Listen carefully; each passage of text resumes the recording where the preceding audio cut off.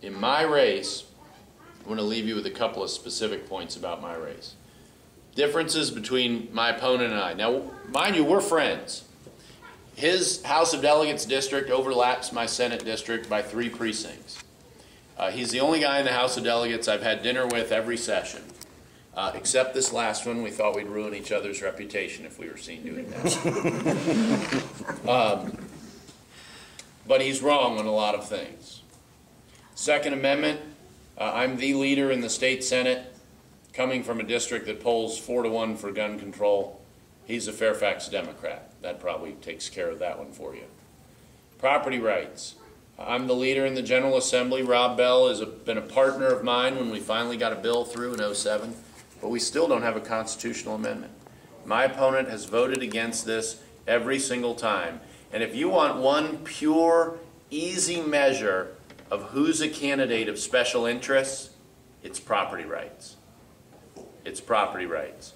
Every lobbying group in Richmond that gives tons of money in election campaigns is on the other side of that fight. I mean, that is the David and Goliath fight of Virginia politics. And we took on all of them. And it took 3 years just to get a bill. We got the bill. And I started before the Kelo decision, for those of you that remember that. I mentioned that property rights aren't in the Constitution. Well, they were until June 23rd, 2005, when the U.S. Supreme Court decided the Kelo case and effectively eliminated protection for your property rights under the federal Constitution. And we don't have property rights in the Virginia Constitution. So a big push for me has been and will continue to be as Attorney General to get that in the Constitution. And let me jump races on you for a moment. This year, this session, we had a resolution to put property rights in the protection for property rights in the Virginia Constitution.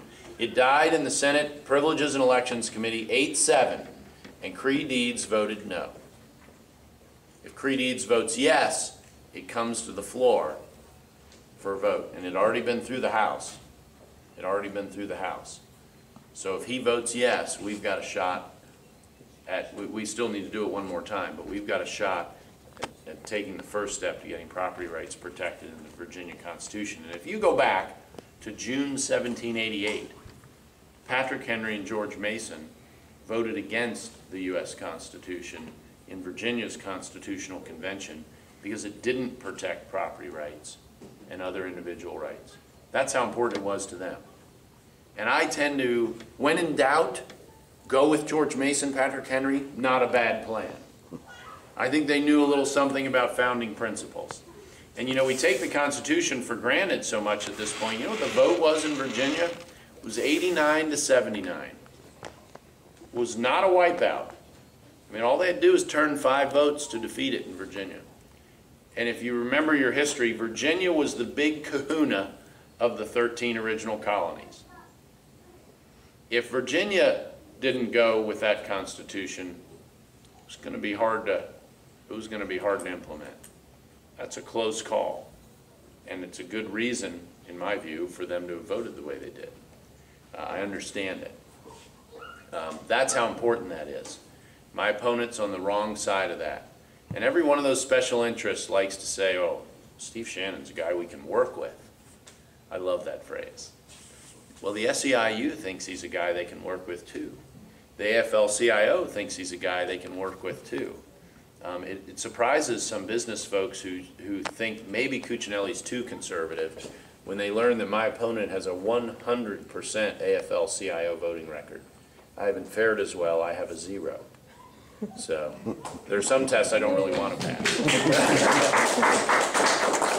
But 10th Amendment, state sovereignty.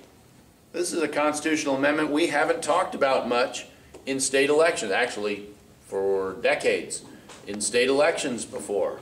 But when we look at a Congress that's looking at taking away our right to work, that's looking at gutting it by providing collective bargaining for law enforcement, something my opponent supports. He supports collective bargaining, which would take away the power of your sheriff to govern his own deputies and hand it over to a federal arbitrator who would decide the terms of their employment.